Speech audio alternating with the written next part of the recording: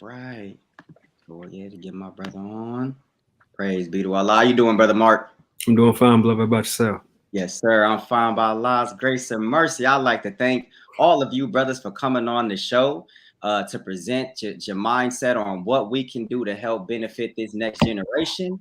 This topic of discussion will be on the 9 ministries and what they can do to further help benefit our youth and the next generation coming up in our community. And what I want to do is give a short, or not give, but show a short clip of the Honorable Minister Louis Farrakhan and him giving context behind the operations about what it takes to acquire these 9 ministries and make them successful. And so I'm going to show that here now. So everybody, please just sit back and watch this short clip of the Honorable Minister Louis Farrakhan.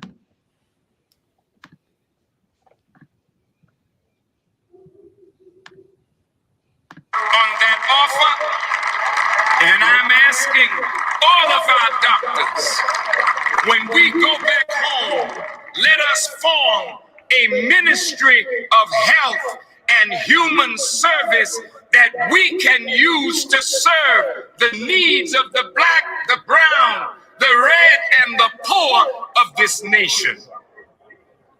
We need a ministry of agriculture. The black farmers are suffering. We need to unite our black farmers, make their land productive, and tie that land to the needs of the city. A ministry of agriculture. The Native Americans have the largest tracts of land, and they are willing, according to what I learned from Brother Bob Brown of the All African People's Revolutionary Party, they are willing to lease millions of acres if we are ready to go to work. To do what? As long as we keep our mouth in the kitchen of our enemy, we will never have good health. We must provide food for ourselves because the merchants of death are feeding the American people, and they are tied to the pharmaceutical companies.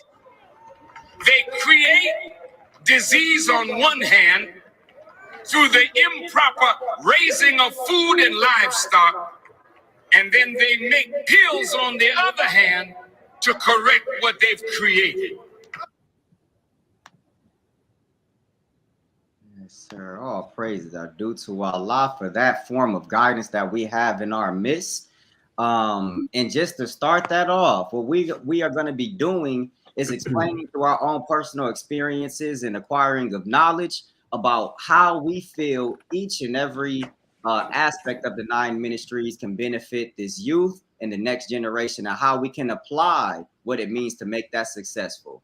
And so I'd like to start out with what number one, I would actually like to start out with each and every brother introducing themselves, their age, and their region, if willing and possible. Can we please start with Brother Aidan X? Assalamu alaikum. I just want to thank you for having me on the platform. But my name is Brother Aidan X, and I am in the Western region. I'm 19 years young. Right. Yes, sir. Thank you for that. Can we have our brother Mark Muhammad? If you could please unmute yourself and just explain to the people how old you are, what region you come from. Yes, sir. Assalamu alaikum, dear family. I come out of the central region. I'm 30 years old. And want to give you thanks for inviting me, extending the invitation on this subject as well, beloved. Yes, sir. Thank you for inviting this invitation, dear brother. And Brother Jair Muhammad, can you please give that brief description of yourself, dear brother?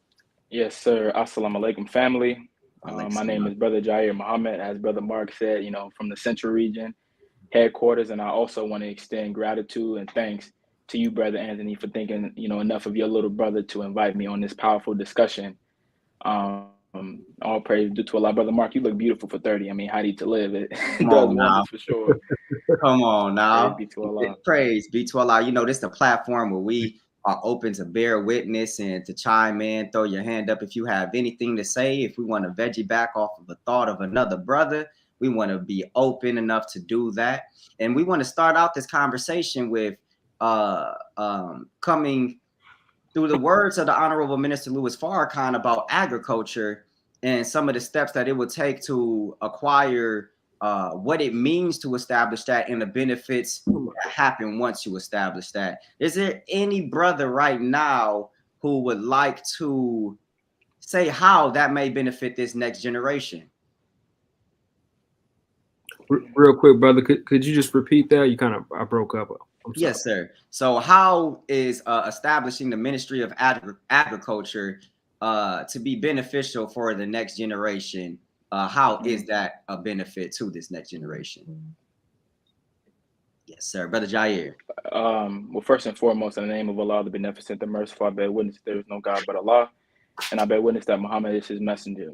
I remember I heard the Honorable Minister Louis Farrakhan once say, he said that the farmers are going to be ones driving the Lamborghinis. Because in order for a nation to be independent, you have to feed the inhabitants of that community.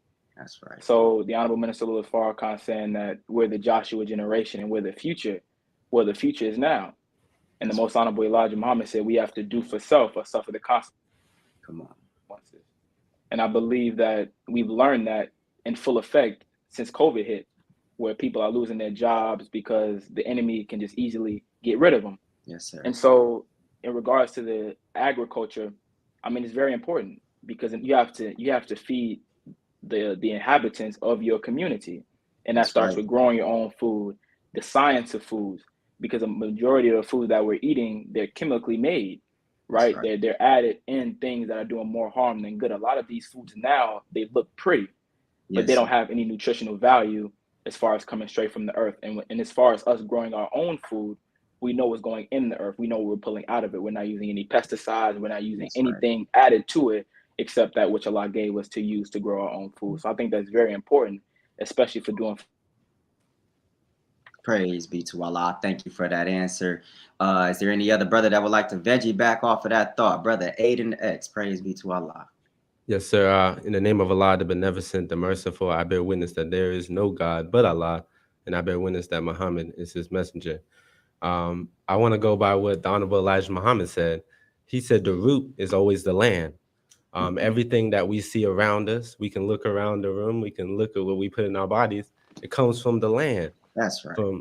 And then the minister said, it don't matter if you're a doctor, it don't matter if you're a lawyer, it doesn't matter if you're a preacher, a basketball player, a football player, a rapper, we all got to eat. That's right.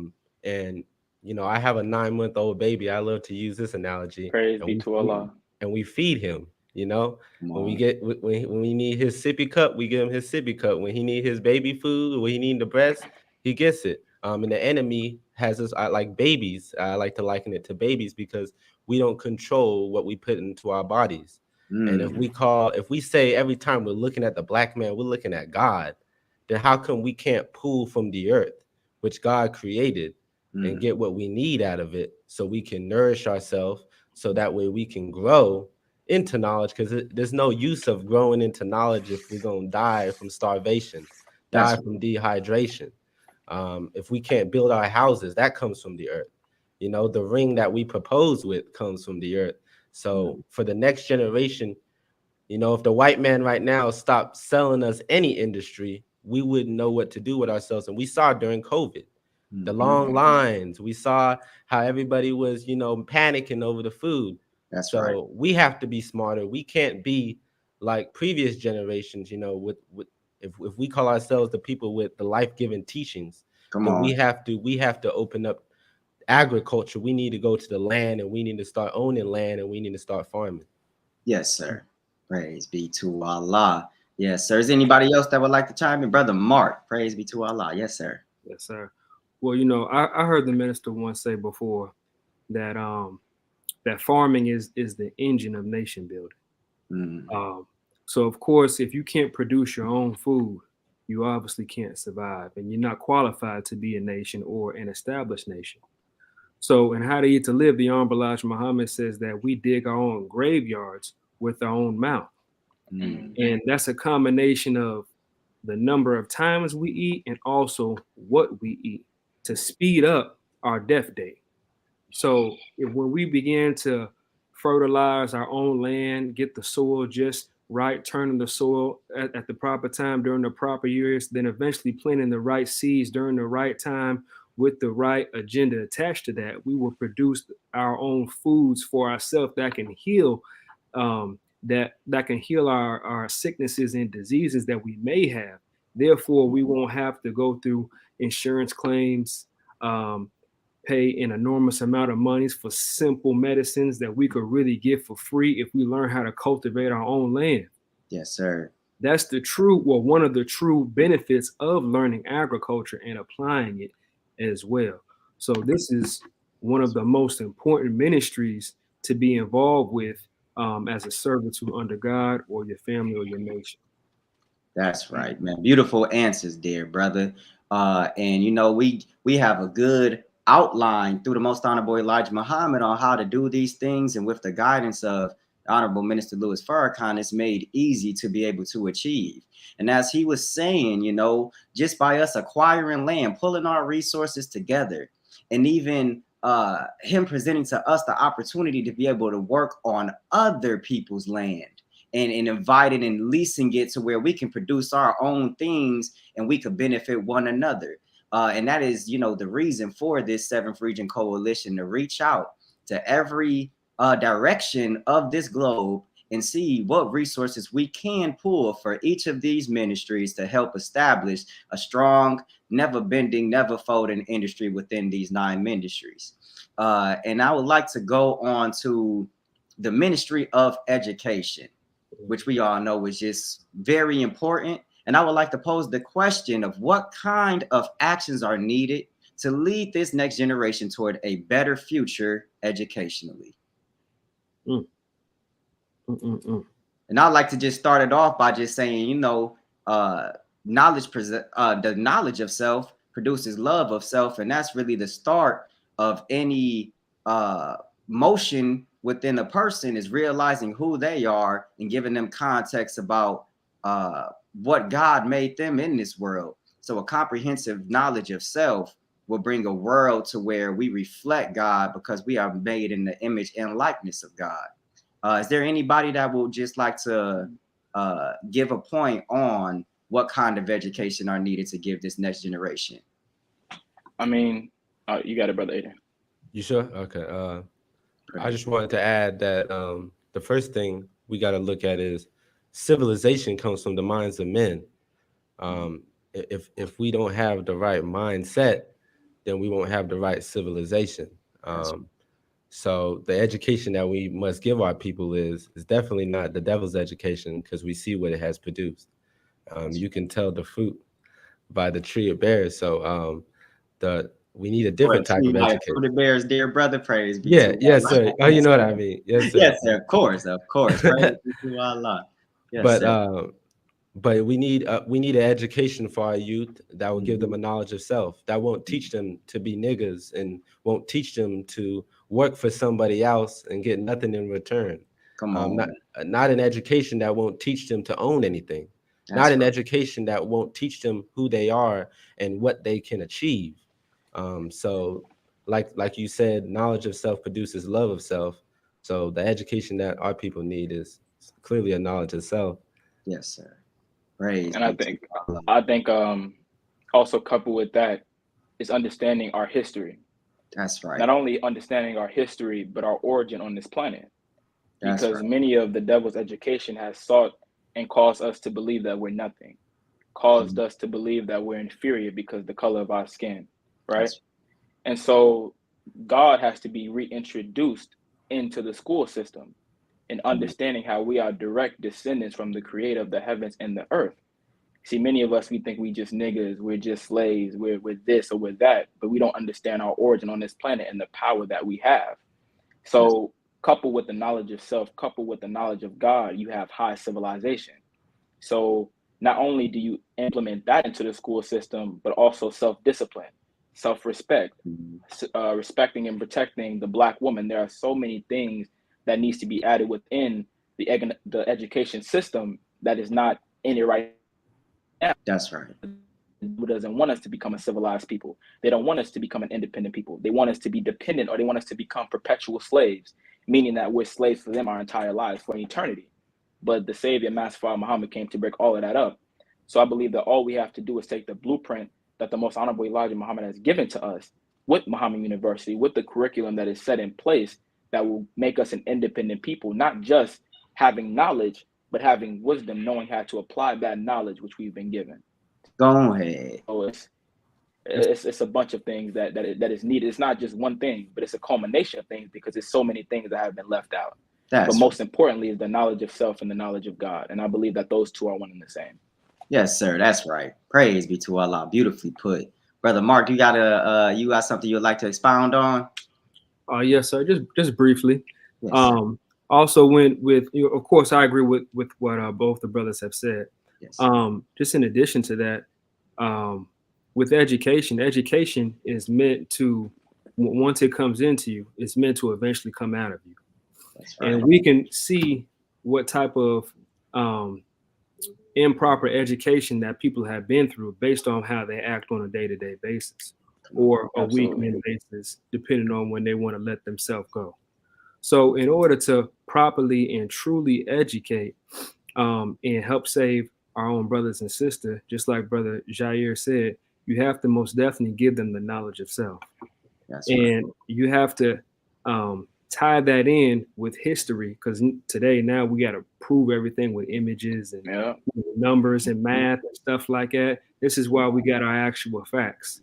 And to prove everything with time, with math, with science, with history, and also with scriptures to verify that information as well. So that shows the importance of education and where we can go with it, and how it can also be detrimental to us, which we have seen, and also on the flip side where we have seen it could be very beneficial to us for those who took education very serious and applied it and used it and benefited as well. That's right. That's right. Praise be to Allah. Thank you all for those answers. And as we know, our people, they suffer financially. They suffer with finding their purpose and developing into the skills that allow them to be successful within that purpose. So just my thoughts on it is really knowledge of self, and then followed by financial literacy, and then followed by career training. You know, we need to develop our own career training centers to where our people, we're not just offering them a lifestyle, we're bringing them into a tangible place where they can learn and develop a physical reality to take themselves out of the detrimental lifestyle that they were in before. And, you know, just speaking on that, does anybody have any thoughts on what we can tangibly do? How do we, or what do we need to establish to get our people on the line of educating them and giving them a better education? What are one of those things we need to establish? Brother Jair. You said one of those things to give a better education?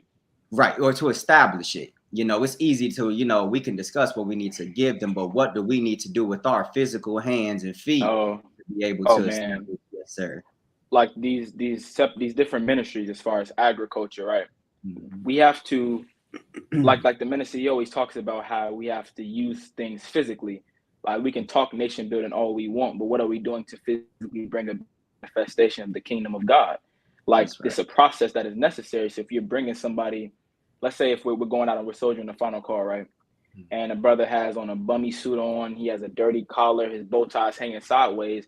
That's not attractive, because you're going to somebody who's quote unquote may sell drugs, right?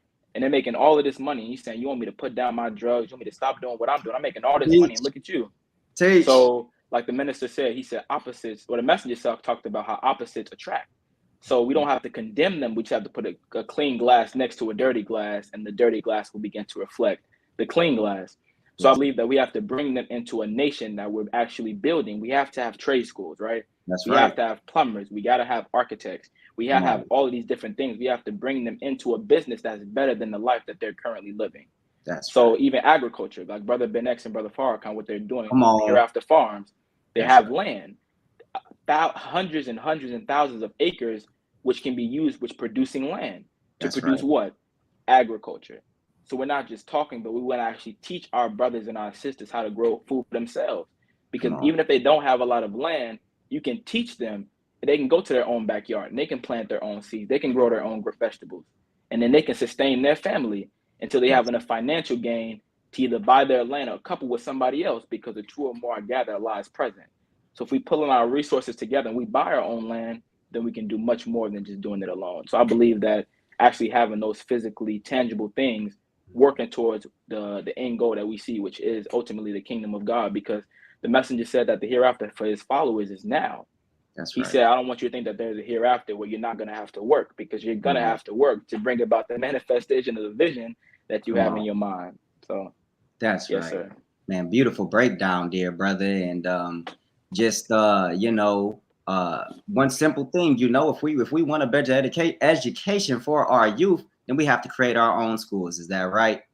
And we just did a beautiful interview with my father, Dr. Anthony Muhammad, and he gave insight on what it means to be in the educational world, and even gave context on the process of what you need to do, the mindset you need to have to create your own school. So if anybody is interested in that after this broadcast, please go and check that one out. As we move on, well, number one, is there anything you brothers got anything else? We'll go ahead, brother. Sir. You can go on, Brother Mark. Oh, thank you. Man, I just wanted to add on. When it comes to, I think you said physically with your hands and feet, yes, how to establish one of these ministries. One thing about it is that first things first, it's not that difficult. I'm gonna just say that. That's right. It's not that difficult at all. In order to establish anything, you have to become what you're thinking about doing. So you would have to, as the individual, you would first have to establish yourself. Mm-hmm. Can this person trust you? Can they believe in you? That's right. Can they have faith in you? Because they're literally giving up something in order to achieve what you may have to offer them. Come on now. Absolutely. Just like the minister said in his lecture, it was the Crips versus, I forgot what it was. Mesh to the Gang. That's what it was. Mesh to the Gangs in Newark, New Jersey. He sat there and said that, yeah, you can tell them to put the guns down, but what else are you going to give them in exchange? Come on now. These brothers got children. That's right. Yeah. They got, and I'm going to add this part on, they got mortgages and rents and lights and gas and all these other things that cost money. That's right. So if you're telling someone to give up one lifestyle for another, best believe what you're offering has to be something tangible, worth exchanging with. That's right. So with that being said, that first things first, the individual would have to strengthen their own self, their own mind, prove it to themselves that it works. Mm-hmm. Then once that is established, then you can go and get a building and grow the ministry or the business or whatever it is that you went into, and bring other people on board. You got to first gain the trust of the people. Well, second, actually gain the trust of the people in order for this to really actually work. That's right. Praise be to Allah. Y'all gave a universal breakdown of that right there. So beautiful. Yes, sir. Yes, sir.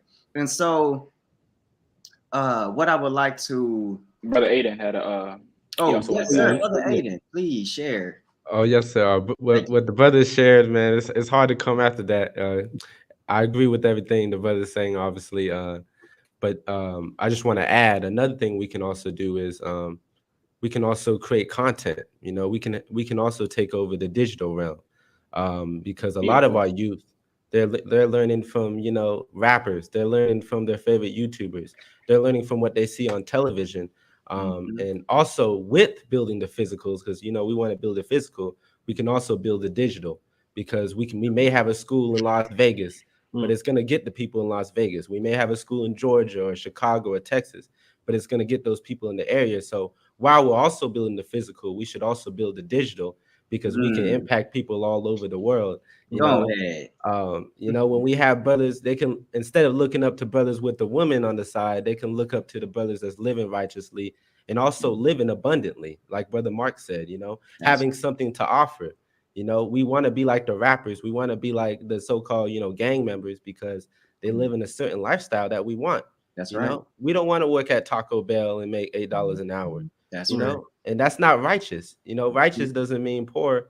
We can also live abundantly. So That's also making examples online and on technology as Instagram, Facebook, YouTube, TikTok, you know, in the metaverse that's coming up. Yes, I think it's important to also have education indirectly through entertainment, and you know, being public figures can also be education. yes, Man, that was sir. a beautiful addition, Brother Aidan. Beautiful addition. All Yes, praise sir. to Yeah, that digital world is very important. Yes, sir. And let's mention our brother Ben X, who has put out a whole program on how to operate within the digital world and put money in your pocket by influencing positive things. So, you know, we have to use the technology and science around us, and just to bring in the next topic or ministry. It is the ministry of information. And, you know, I would like to pose the question, what can a system of information do to help our communities? And if you brothers have anything on your minds and heart, the floor is open for you. That's a great question. Sir. Well, I can start it off with just to help with our us flow with it. In saying that data is the first step to proper correction. And if you have the information behind what you need to correct, you're able to move with confidence and move in a direction that you know this is step by step in which we can accomplish this goal. So, Brother Mark, you had something on your mind there, brother? Oh, yes, sir. Just you know, as the minister said, that today we're living in the time of information. That's right. Information is very easy to access.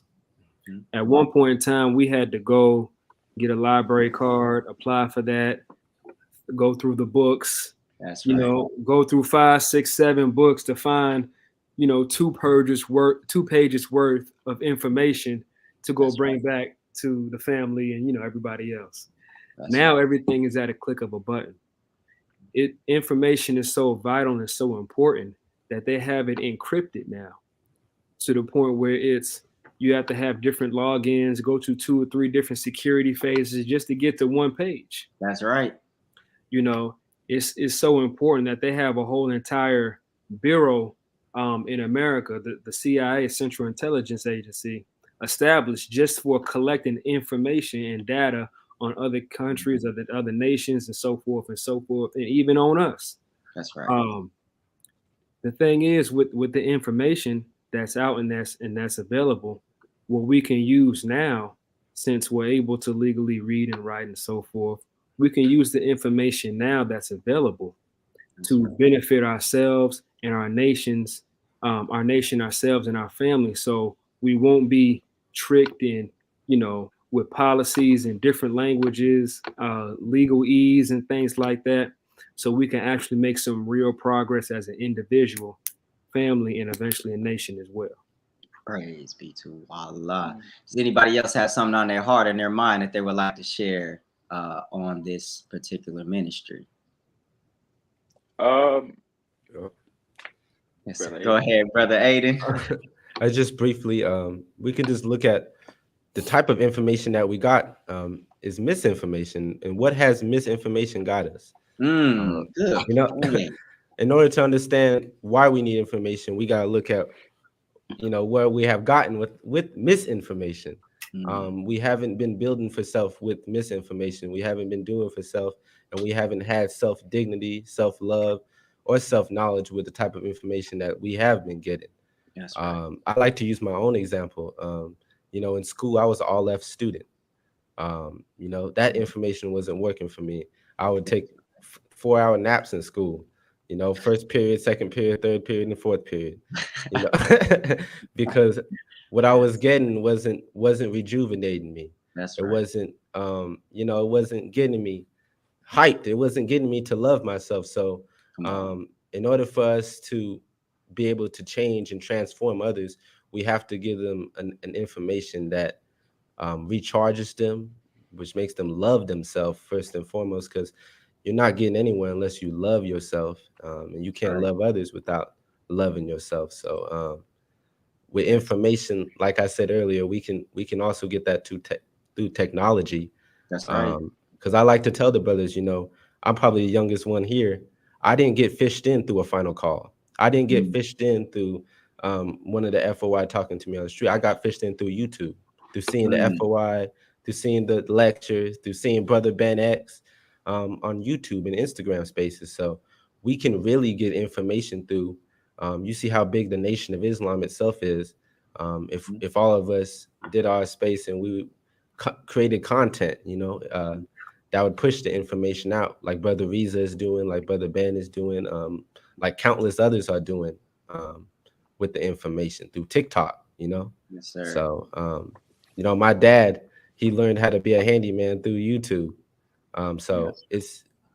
We can learn how to be a God through YouTube, as long as we make the spaces and we make the content in order to put out this information. Yes, sir. That's right, man. Praise be to Allah. Yeah, acquiring information, especially when pertaining to building a nation, will literally, it'll show you what parts of that nation or structure that you have to strengthen, and what is already successful and can be utilized to be put out to the rest of the world through collaborative forces and things of that nature. So it gives you a good view on where to step next. Brother Jair, did you have any thoughts on this?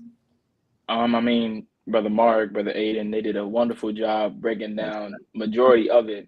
I don't really have anything too much to add as far as the information aspect, but I believe that it's important to have our own researchers, because we need to pull what is actual facts, because what the enemy has done is they have added truth mixed with falsehood. So being able to research and go down to the root of whatever it is that we're trying to learn is so important, because we can trust in ourselves, because we want the best for our people. So we can do the research and find the purest truth in it, take it and give it to our people. And so what Brother Aidan said, as far as the digital realm, is so beautiful, because a lot of our young people, and this is a talk catered around the youth and the next generation, a lot of our young people aren't walking down the street, okay, I'm gonna buy a final call and I'm gonna sit at home and I'm gonna read it. A lot of young people aren't like that. So they're learning things through Facebook, through Instagram, through Twitter, through TikTok, because that's the modern times. And it says in the Supreme Wisdom, you have to speak the language of the people, otherwise you won't be successful. And so right now, the language of the people is technology. And so we have to get this information to our people through means of technology. But it has to be the pure truth. And the enemy, again, he's mixing truth with falsehood, because the enemy is not just going to flat out lie, because it's completely unbelievable. So he's taking the truth and then he's coupling it with falsehood. So you're like, okay, well, it does make sense. I mean, that could be the truth, because that's how Satan is, because he's deceived the whole world. So information is so important, and the purest of information, not truth mixed with falsehood, but pure truth. Yes, sir. Beautiful answers, dear brothers. And just thinking about that, man, anybody, and this thought just came to me, for anybody who is watching this and interested in really fired up about what it means to build a nation, what I'd like for you to do, if you have any of these acquired skills through these ministries, I'm gonna put this banner at the bottom so that you may contact us and we can strive to collaborate and build a nation for ourselves in which we can be successful and independent. If you have anything that you can benefit toward or give toward any of these ministries as a benefit, please do not hesitate to reach out so that we may start to physically build this world that is in our minds, that we know is of benefit to the next generation. And to move on to this next ministry, we are going into the ministry of health. And how important is this ministry? It is more important than we can fathom, because it really ties into everything that we do in this world. If our health is not intact, then we cannot move and even do the things that our mind has summed up for us to do. We can't even move on those actions if we aren't in good health. So I'd like to pose the question, in what ways can a ministry of health be used to support this next generation physically, mentally, and emotionally? I mean, you can, saying health is wealth. That's right. So it doesn't matter how much knowledge you have, how much wisdom, how much understanding. If you're dropping dead at 20, 30, 40, 50 years old, that's no time. The most honorable Elijah Muhammad said that you don't know how to properly live until you're 75. So if all of that time you're acquiring all of this knowledge, if you don't have a healthy body, a healthy mind, you can't be an addition or a benefit to the future generations if you don't live long enough to be able to deposit that knowledge and that wisdom into that next generation. So health also comes with the very first one that we talked about, agriculture, right? That's the physical health that you're dealing with, the food, you're dealing with the vitamins, the nutrients, all of the things that can benefit your body. Like brother said, we come from the earth. So being able to know the science of how to go into the earth, extract what you need, because you won't need medicine. You won't need the Savior came and took all of the medicine inside of the believer's medicine cabinets and threw it all away, because of the proper use of food will be able to heal all of our illnesses and all of our diseases. So that's the physical aspect as far as health. But you also have to have a healthy mind. What are you feeding your mind? Another reason why Satan has put social media out there, because all you see is filth, all you see is iniquity. So all of our young people that are looking on social media, all you see is half-naked women. All you see is our rappers talking about drugs, talking about women, right? Talking about all of the things that are negative. But what the enemy has done is he's deceived us so well that we're falling in love with iniquity. So, but the messenger said, like, our brains are made to think rightly, but we're right by nature, wrong by circumstance. So we were born in sin and shaped in iniquity. So that's the condition of the people now. So now our minds are no longer healthy, but our minds have been tainted and our minds have become filthy. So I was talking to a brother in the barbershop today, and he was like, man, the minister, man, how old is he? And I was telling him, I said, man, he's 88 years young. I said, it's how to eat to live, but it's also what is he feeding his mind? Because the mind is a correlation of how you appear. Because if you're feeding on filth, your appearance on the outside is going to reflect who you are on the inside. So again, what foods are you eating? What knowledge are you taking into your mind? What are you feeding on daily? Are you feeding on the word of God, or are you feeding on filth and indecency? And that's going to reflect how you look. So in order to help the next generation, it all has to come from how you're taking care of yourself physically, but also mentally. That's right. That's right. Yes, sir. Anybody else? Yes, sir, Brother Aidan. Yes, sir. We just got to look at the base word of health is to heal. And the mission of the righteous is to raise the dead. And for those that don't understand raising the dead, look at our people. Are we dead mentally? Are we dead morally? Are we dead economically? Come on. And we're dying physically. Come on. So in order to sustain our people, we got to be healed mentally. One of the leading causes of death for a lot of young males is suicide. And next to that, with violence. So we need, in order to stop the violence, as the minister said, we got to heal the mind of those afflicting the violence. And that starts with knowledge of self. And we keep saying knowledge of self, but what is knowledge of self? It's knowledge of God, knowledge of who you are. I saw a video on Instagram, the brother was teaching, and when we look at each other as brothers instead of niggas. It don't sound the same for me to kill my brother versus saying I'm gonna kill a nigga. That's right. It don't sound the same for me to say I'm gonna steal my sister's man instead of I'm gonna steal this B's man. You know what I'm saying? Right. So once we're healed mentally, then we can move as men and women instead of niggas and B's. We can move with dignity. We can move with self-confidence. You see the brothers in the nation, they walk different. They're glowing. They're glowing not only physically, but they're glowing mentally. And that starts with the Honorable Elijah Muhammad said, you got to link, and I'm just paraphrasing, you got to link the mental food with the physical food, because the mind is in the body. That's right. So as you see with all the ministries, they're all connected. You got to get the land. In order for the land, that's how you get the education. And with the education, you have the information. And then, now you have the health. So health is important because, as I said, the base word is heal. And the mission is to raise the dead. So we're involved in health every day when we're with the final call. When we're making content that's uplifting our people, we're investing in health. Because health is not just what you put in your body, it's also what you put in your mind. That's right. Praise be to Allah. Wonderful breakdown, dear brother. Brother Mark, you got anything to add to this, brother? Yeah, man, brother, it's hard, man. Hey. When you hitting all the corners, man, it's all right though. You know, it's hard, man. We say all praise is due to Allah, because you know that means we just interconnected, and what you was thinking, the brothers already expressed.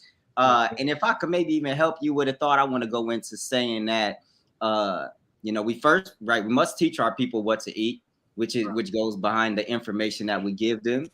We have to give our people a mental heading. So if your mind was in indecency and filth before, we got to give you something physical to do, because that's a physical action that you have to be taken away from.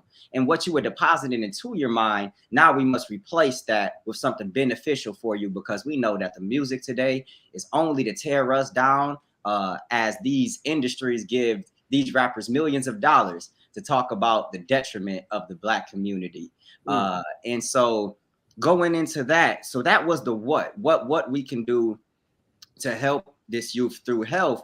But now getting into the how, and I'd like to start it off by saying that we should establish these workforces where we're training up nutritionalists to be able to create centers to where we can give the vitals of people, understand the current health situation of every human being, get their vitals and understand what foods that they need to eat to bring themselves back up to their rightful body structure. And to add to that, what I put here, we must unite and build some mental hospitals. We must unite and build some physical hospitals, hospitals that pertain to your physical nature. And you know, we must build our own health facilities, and that's just a overall thing that we can actually do to be able to accomplish this. So does any other brother have any other thought that came to them while hearing some of these tangible solutions that we can start working toward? Man, you pretty much gave it. You gave the other answer. Yes, sir. And so as a result of implementing good health, right, we can see a decrease in the violence and crime, because treating the mental health of our people will allow them to come out of that lifestyle, because it's only a mental problem that's happening within our community through the food and the information that we're getting that allows us to hate one another. And as Brother Aidan said, once I start to see and redirect my mind to see you as my brother, it's a lot easier and a lot harder for me to kill my brother or disrespect my brother than it is to kill a nigga in this world. So just going off of that, before we move on to the Ministry of Trade and Commerce, is there any other thoughts? Man, a thought just came to me. The minister was saying during the Swan song, you know, he said we're dead people, and he said the only thing that's different is that we're breathing, we're talking, we're walking, but we're dead. And that's why I can shoot this brother or shoot this quote unquote nigga, because I'm dead mentally. So I don't necessarily know who I'm looking at. The messenger said, whenever I'm looking at a Black man, I'm looking at God. But if I'm dead mentally, if I'm dead spiritually, if I'm dead emotionally, I've become a beast in human form. So like you said, the healing of the body, the healing of the mind, all of that comes full circle, because this is a complete resurrection. This is not something that's, okay, I'm just going to put this brother in a suit because you can be a nigga in a suit.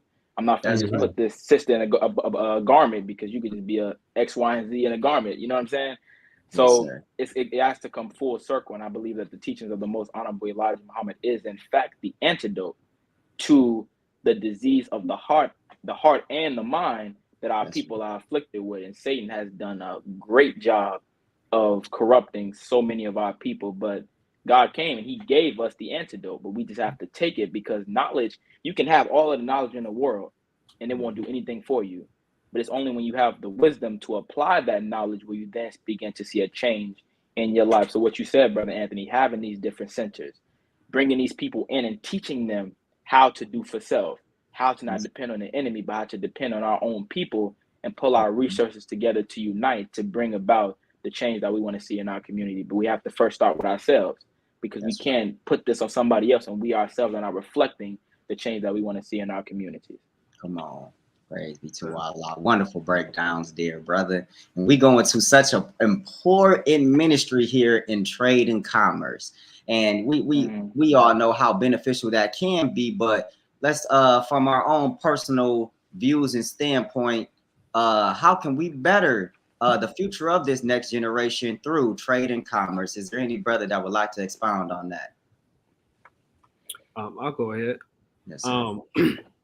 One thing, of course, like we all said, all of these ministries go hand in hand with each other. The first thing is just to inform the individuals of how important trade and commerce is. That's right. People have been trading for millions and millions of years, but the difference between certain people, they traded for the right reasons. They traded goods, horses, cattle, things like that. It got to the point people were trading people. Come on now. Come on. And that's how we got here. Man. So trading commerce can be used for great things and also evil things as well. Yes, however, it will last a lot longer for you if you trade goods, because goods is a universal items and things that we all need to survive. Yes, sir. But nowadays, once you get past that point, you got trucks, stocks, crypto, real estate. All that is different forms of trading. Mm-hmm. And once you explain that the true benefit of getting involved with those different industries, you will now have the attention of these people, and you will be able to establish different forms of relationships and actually have another purpose of really living. Also, I want to take it a step further. I was listening to Kanye West one time on Drink Champs, and he said that relationships are like currencies, because you may not have, or you may have funds or may not have funds, but you can go into certain places, and based off the relationship you have with that person, they'll tell you, yo, you good up in here. That's right. You ain't got to spend no monies. That's right. You can go to a whole different country and do the same thing. That's right. Like they did the Honorable Minister Louis Farrakhan. Come on. Went to a new country for the first time. They took care of everything for him because they wanted to establish a relationship. Go ahead. You see, they wanted to trade a good time with that person in order to have a long-term relationship in another country, another part of the land, because they seen the value that he had and the value that was being established here in America. And they wanted to be a part of that, and we wanted, what we got out of that as well. Yes. So trading and commerce is highly important. It's in the Holy Quran. It's being done today. But once that is explained and also given points and explained properly, giving points and value, the value of it as well, you will most certainly gain that person as a personal follower or personal friend of yours. Man, that was a beautiful breakdown there, brother. And I got to veggie back off of one of your points when you talk about the detriment of trade and commerce, or the evils and the positives of trade and commerce. What we can do with this youth is those illegal drugs that they have learned to sell without any marketing behind it. You can't market the drugs you sell in these streets. Mm-hmm. They are already making a living off of that. Imagine if we place something in their hands of that is legal, that is a service to every person in their community. Man, they will be so successful in what they do. And that's why the Ministry of Information and Trade and Commerce is just so important, to be able to give that information to the youth and tell them, you don't got to look behind your back to see if the police is there no more. You don't have to look to see if the brother that y'all been having a feuds with for a few years is trailing you and trying to see what you got going on.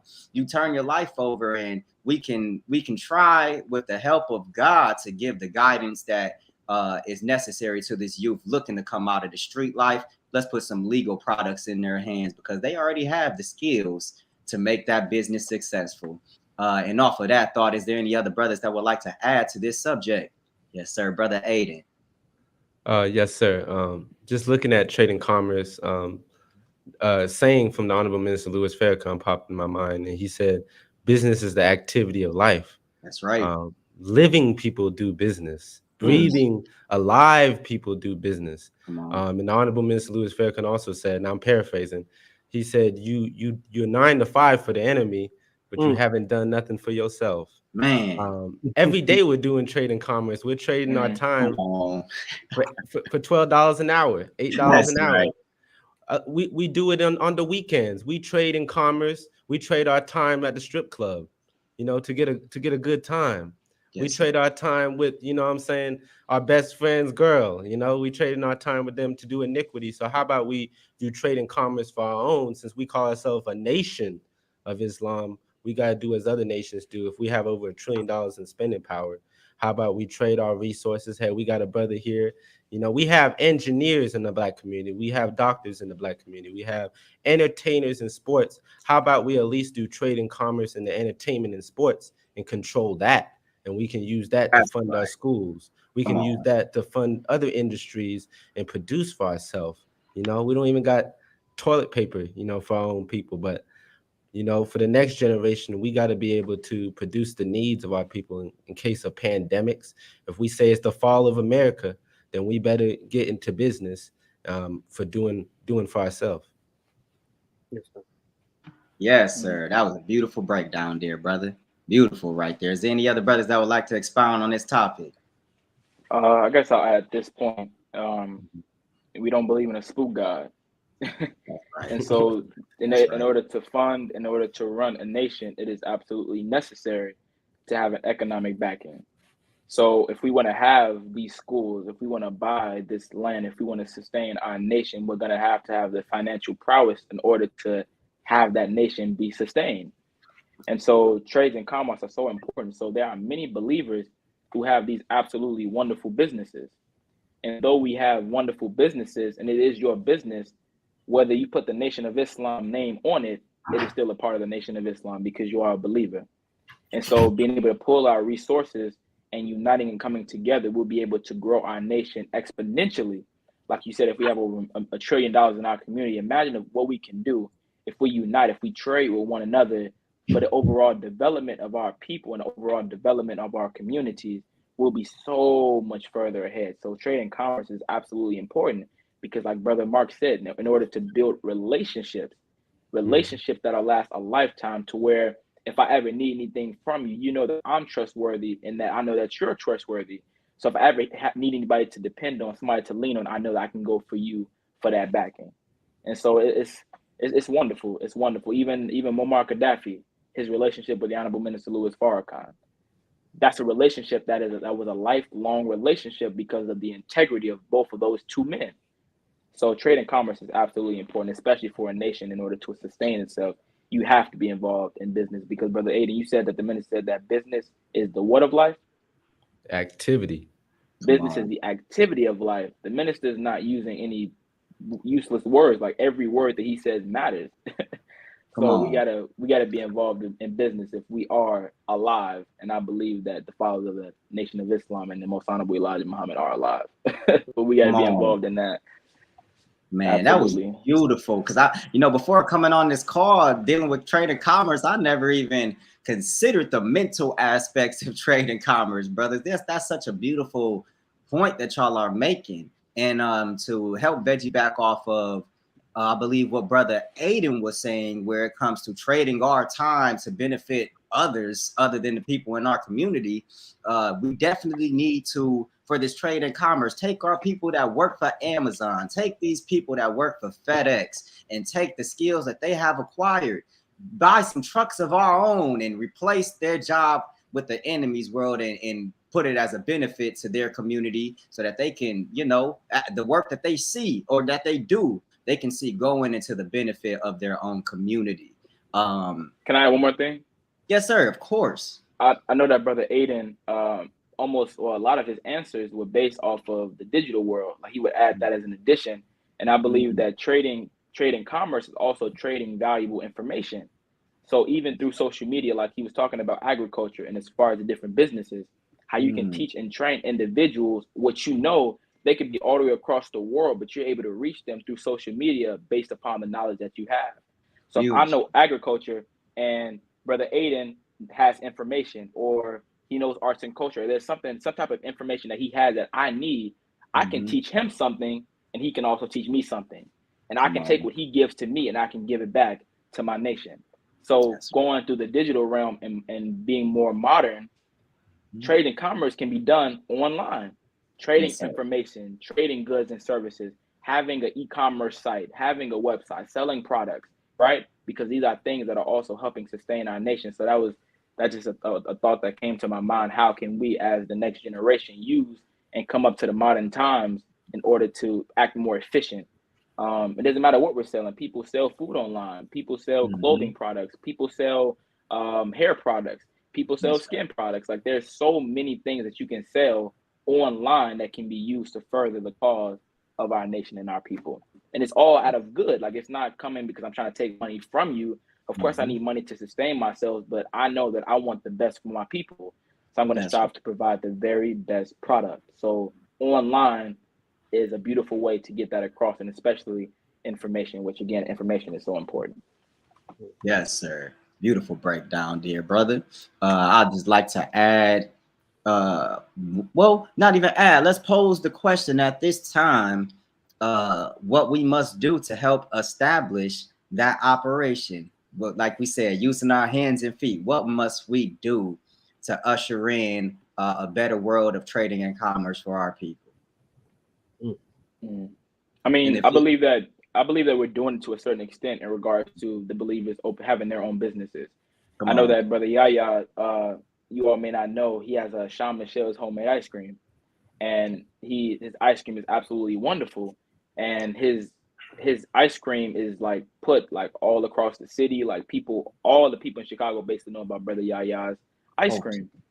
And one of the things that we're doing as far as a nation is we're making our businesses job centers, so that the people that are coming from the streets, they have somewhere to work, but it's founded and ran by Muslims.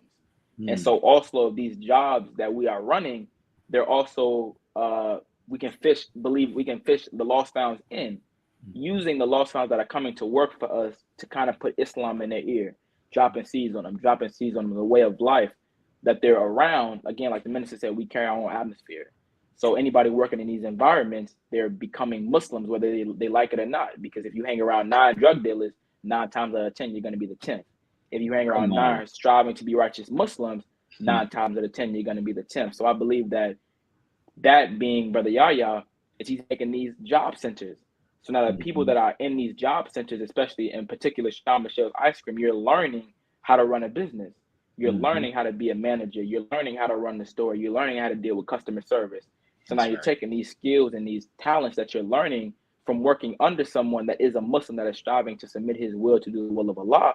So now you're taking what you're learning and you're applying it in your own field, because my field may not be ice cream, but I can take what I've learned from Brother Yaya and use it in my own field to help my nation. So I believe that we're doing it with the different believers that have their own businesses, but not being stingy and actually teaching those that are coming in how to run their own business. Because again, it's not us being selfish, because we all want to be victorious. That's right. Yes, sir. And just to add to that process in which you've beautifully broken down, dear brother, I just like to add, we must unite as a people to build our own manufacturing facilities, and we must have our own distribution centers as well. And in turn, it creates the opportunity to trade at a mass in mass production. It allows us to allow other companies, even from other countries, to be able to bring products to us, and we'll have a distribution center so that we can properly sell and deliver these products to our people. And just in doing that, is there anybody that would like to add something to that process of how we can establish this trade and commerce? I'd like to add one. Yes, sir. A lot of people don't know this. This goes back to the Ministry of Information. Typically, in almost every single city or state, they have to give 20% of the contracts with the city to the minorities. So if you establish that, well, that's how it is here in Louisville. A lot of people don't know that, but you can take advantage of that. So what the Caucasian would do, he'll go put a business put the business in like his daughter's name, and inside that field, his daughter be 6 years old. She's considered a minority because she's the only 6-year-old in that field. Wow. So they'll get another contract Wow. to that. You see what I'm saying? Yes. Wow. So there's a brother here who he was in the cleaning business. And he said some years ago, you know, a white man called him and asked him to, like, he was going to pay him if he can use his minority status to get a contract through him. And they'll split the profit. Wow. You know what I'm saying? Yes, 2000 and I think maybe like 16, another white male approached my sister and said the same exact thing. But this one, he played her. You know what I'm saying? So she went and quit her job and all that stuff. And, you know, he played her. He didn't give her nothing. She had a job for whatever, you know, for however long it was. But eventually she bounced back because, you know, we got her back and stuff like that.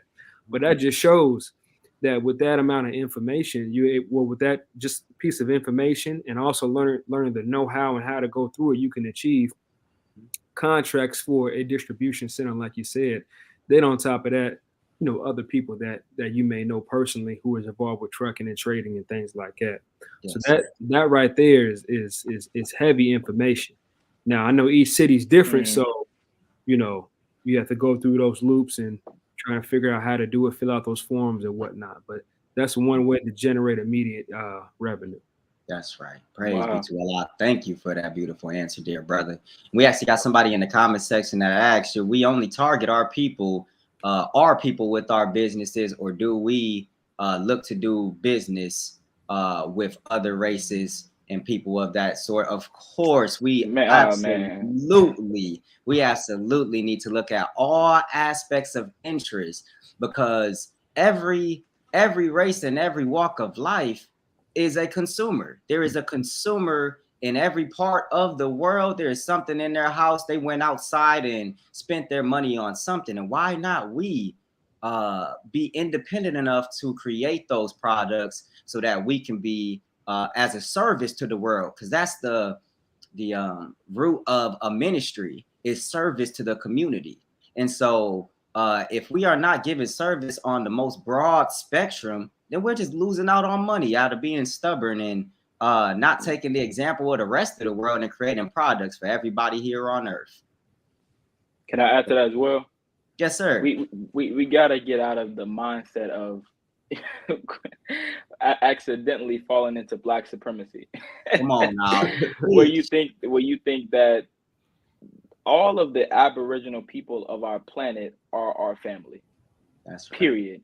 So our Mexican family, our Asian family, like all of these, our Indian family, these are all Aboriginal people of our planet. So whether we're giving them jobs, like we're not, okay, well, if you're not Black and you don't look like me, then you ain't working for us. Come on. That's not our teaching. That's and the right. most honorable Elijah Muhammad's teaching is a universal message for all people. Come on. You can even have the conversation, which we won't have right now because it's a conversation. But the reason why Master Father Muhammad had a Black father and a white mother, in order to give justice to both sides. Yes. So we're striving to give justice to all people, no matter what your class, your creed, or your color. That's right.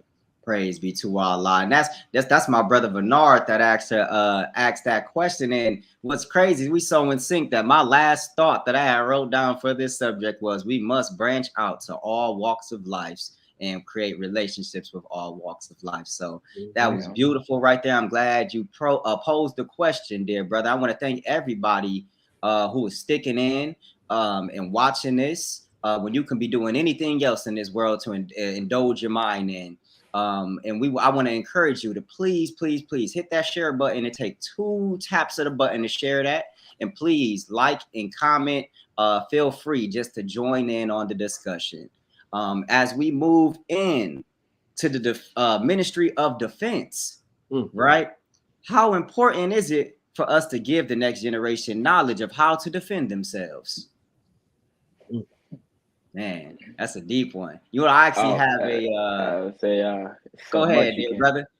No, because as the host, I know you normally have someone you want to start it off with. So if you want to, you can go ahead. Yes, sir. So, the first thing that came to mind, right, was obviously physical and legal defense.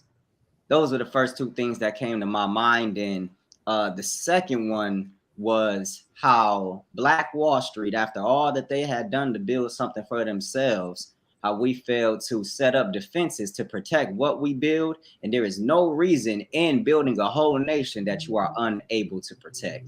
And is there any brother Jair, if you would like to add to that, or any other brother that has a thought on their mind? We're at war. Come That's period. You can't sugarcoat it. We are at war, and the enemy's world is going down. And the minister said when he spoke, it was the second Ramadan prayer line. It was the youth prayer line that he did, and he was saying that we're rising, and he said that a rising force destroys a falling force. So the enemy is going to try to take down as many of us as we can. That's why he's killed so many of our Black leaders who's doing so much to produce progress for the Black community. And we in the Nation of Islam, like the minister said during the Swan song, he said the Nation of Islam is on the opposite side of the U.S. government. And like you ever heard the saying that you don't judge a man by his friends, you judge the power of a man by his enemies. And the minister in particular has some of the biggest enemies this world has ever seen, Satan himself. And if we're with the minister, then those are our same enemies. And the type of change in the lives of Black people that we are producing, Satan is biting his fingernails because of what we're doing in the progress that we're producing. So Satan is going to attack us with everything he has, especially when the Honorable Minister Louis Farrakhan departs. So defense is so critical. Because in order to have a nation be sustained, and we're a sovereign nation, we have our own flag. We're a nation within a nation, and a nation has what? A military to defend the inhabitants of that nation. Because if you don't have a military, then any outside force can attack that which you say is yours. So we have so much value that we have to defend, and there are people who are not happy for us. And they're not happy for what we're doing. So not even just the Nation of Islam, but Black people in general. Because another thing that the Ministry of Defense is tasked with is making sure that our communities are safe. The Black communities, policing our own communities, protecting our Black women, right? Making sure that they have a safe environment to live. Defense is such a broad spectrum, because you can have the agriculture, you can have the schools, but if you don't have the military prowess to defend them, then they're up for grabs for anybody. So we're a military, like the minister said. If you're a doctor, if you're a lawyer, if you're a teacher, if you're a chemist, it doesn't matter what you are. You're a soldier. Period. We're soldiers in the army of Allah, and we're going to defend that which Allah has come to set up. Because America is coming down, and the flag of Islam that Master Prophet Muhammad set up will never fall. So if his flag is going to flag eternally, there is opposition that's going to try to take that flag down. So we have to be strong in holding the fort down by the grace of Allah, and we will be successful because we are fighting for Islam. And what? We will surely win. Come on, man. Come on, man. What our Savior Allah. Come on. Universal King. Come on, man. That's right. Praise be to Allah. We thank you, Brother Jair, and your journey through this ministry of spiritual development that you have embarked in within your life, brother. Yes, sir. I pray that Allah guides you through that, and you become as He sees you to be, which is all of us to be reflections of Him. And as I look at some of my notes I have here, right, are people that deal with the police but don't know how to compose themselves or how to operate in the eyes of police. So I feel as if we should even have a law enforcement strategy team, to where you're teaching our youth not to be able to go out and get emotional when you're being disturbed by law enforcement, but to actually stay composed and save your own life, because you know how many people have died just off overreacting to the police. And if we had come on now, and if we had a training center to where we can teach our youth the penal codes to say the rightful law to deliver to the police in certain situations, we can save a lot of lives in that aspect as well. And is there any other brother that like to touch on this defense ministry?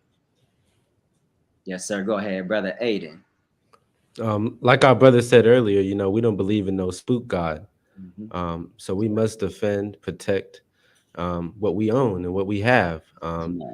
It wouldn't make sense to build agriculture. It wouldn't make sense to build schools and education if we don't defend what we have. And Honorable Elijah Muhammad said, just specifically on the women, to protect and elevate the Black women. And we're not men, and we're not men of God, because the Holy Quran says, fight with those that fight with you. Come on. So we're not men of God, nor are we men if we don't learn how to defend for our own and defend what we build. And just going off of the police, like you just said, just to benefit the youth, we need to build our own police. We need to build our own police departments. We need to patrol our own neighborhoods, as the minister said. That's right. So we can stop the vicious beast in our neighborhood coming in and putting their knee on our big, strong, Black, intelligent brothers that we have. So we can stop the beast from killing our young brothers for having a toy gun and looking suspicious. So we can stop the police from dragging and slamming our beautiful Black women. It's essential that we defend what we have, or anything that we build is not going to last, because the devil and that little serpent in the garden is going to come, and we're going to be defenseless every time. Come on, man. We're gonna, but at a certain point though, we're gonna have to start making examples of these devils that think that they can just come into our communities and do whatever they feel as though they want to do. Absolutely not.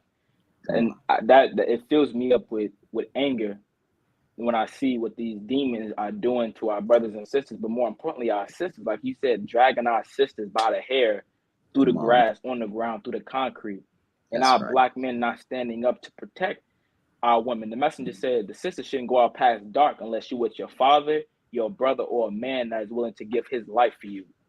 That's right. So for us as Black men to be able to fight to the death for you, death meaning that either I'm gonna die or he gonna die. One of us gonna die.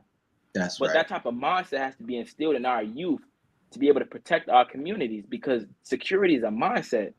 So if we're not focused on what it is that we need to do to defend our communities, we will not be successful. And so many of our brothers, I mean, we're living a savage life, and so many of us don't know how to rise above emotions to the thinking of God, because what the enemy wants us to do, they want to say certain things to trigger you, because they want you to act a certain way just so they can kill you. And the minister, he was saying to the brothers, he said, when the enemy comes for me, he said, you're gonna have to be calm. He said, you can't do nothing. He said, because if you act, he said, that'll give the enemy an excuse to kill every single one of us. That's right. So mastery of self is so important. And in mastery of self comes defense, comes security. But we have to grow a love for self. Because if you don't have a love for self, then you cannot have a love for your people, and you will not be willing to give your life based out of that love. Minister Ishmael always says, he said, love will make you do crazy stuff. A mother who loves her child is able to move a car if need be. That's right. So we have to reestablish that love for each other, because in our love for each other, the enemy will feel that, and he'll be fearful to even come near us with that type of aggression, because he knows that what the messenger said. He said the believers, once you get them turned on, he said you will send a veracity up the spine of the government. Come on. Because of the believer, we're peaceful people. But if you see the other side of us, then it's an ugly sight, as it should be. That's right. As it should be. Sir. Man, that was beautiful, dear brothers. And just thinking about how our love for one another is a part of our defense. It is. Man, that was absolutely beautiful. And just to expound, right? Because I think Brother Aidan is the one that brought up policing our communities, and I believe that the Honorable Minister Louis Farrakhan has a book on policing our communities, if I am correct. And I wish I had the title on the forefront of my mind. Does anybody know exactly what that book is titled? No, sir. Okay, so I think, but I believe I heard of it. I heard of the book before. Yes, sir. Like how to police your own community or something of that nature. So what I would try to do is get that and present it to you all at a later time. as we actually move on, if nobody has any extra thoughts, onto the ministry of justice. And let's just speak on the purposes and goals of building our own judicial system and how this can benefit our communities. Well, I'll go ahead. Yes, sir. Of course, you know, with having our own judicial system, we will most definitely be in full control to give our own people the correct justice, the proper justice. But it's not just man's law, it's God's law that be enforced. That's right. Whenever you enforce the proper law for the people, you will soon turn everything, all the crimes, all the drug addicts overnight. You'll turn that away overnight. There was I think it was a government official in China, probably about 70 years ago. He stated that, you know, with all of the people who was on drugs and things like that, that you had 24 hours to get out of town or get off the drugs, or they would drop a bomb on wherever you was, you know, that community. Wow. That he was referring to. So you already know within 24 hours they shut it down. Yes. That's crazy. Right. Man. So that's just what happened. That just shows the seriousness of justice in your own judicial system. And if you look at China today, their crime rate is very low. Their drug usage is very low. Their obesity is very low. Their, rape and disrespect and stuff like that is very low compared to the other worlds. That's right. The other parts of the world. And over here, if you look at the reverse of that, you will see crime rate is very high. Obesity is very high. Why? Because we're going off man's law versus God's law. So, of course, you're going to get the opposite results. That's right. Yes, sir, dear man. brother. Yes, God. Yes. A beautiful example of going by God's law is you can look at the holy city of Mecca, where the Savior came from, and how there, my father, he was blessed to go to Mecca with the minister. And he was telling me, he was saying that the stores, he said they don't have locks, they don't have doors, they just have a little net sheet that blocks off the store and their merchandise. And there's a little case where all of their money is housed. Like the thought of theft is not even in the minds of those that are striving to be righteous. Perfect. And it gets to the point where if somebody tries to steal and they catch you, they're going to cut off one of your hands. If you do it again, guess what? They're going to cut off another one of your hands. That's right. So if the people see you walking around with two nubs, they're like, okay, we see what he tried to do. Yes, sir. So yes, sir. The importance of a law being put in place, it also protects the inhabitants, because if everybody's abiding by that law, then everybody's on the same accord. Everybody knows the laws of the land, and if somebody is not submitting to those laws, either has to be removed or has to be disciplined. Come on. So the judicial law is so important, and that's a part of having a government. It's a part of having a governing body that governs the nation. That's right. And that is done by enforcing and upholding the law. Upholding the law is so important, because oftentimes we may be a little slack here, a little slack there, and that's why division comes, and that's where Satan can use to creep in amongst the nation whenever there's looseness or slackness within the enforcement of the law. Because the restrictive law is our success, meaning that if we're not following the restrictive laws of Islam to the T, the chances of our success is not as high as it would be if we abided by those laws and enforced the laws to the fullest extent. And I believe that if we did enforce those laws to the fullest extent, then we will be successful, because that's what we're promised. And the Savior is not a liar. The messenger is not a liar, and the minister is not a liar. So we do ourselves a disservice when we don't follow the law. Yes, sir, dear brother. Yes, sir. Go ahead, brother Aidan. Yes, sir. What popped into my head is what the restrictive law is our success. The minister, correct me if I'm wrong, also say where there is law, there is love. So it goes to love with the law. It goes to love with justice. And the minister also broke down democracy versus theocracy. And you look at the base word of democracy is demon. It's a government ran by a demon, and it certainly is. versus theocracy, which is ran by God. So like the brother said, not just man's law, but God's law for our people. And we see the justice system that we currently live in. I think the stats was that Black people are incarcerated at 5 times more than the rate of whites, and that we are the first incarcerated. We're the first, justifying that 13th Amendment to be slaves under this wicked system. Yes, so with the law, we can also rehabilitate our people because it won't be unjust laws. It won't say we're 3/5 of a man or 4/5, whatever they said. We're not a man, we're slaves, we niggas. It'll be a law that's actually established by God, and it won't be an unjust law because God is not unjust. That's right. Yes, sir. Man, that made me actually think about, right? Why our next generation needs legal representation.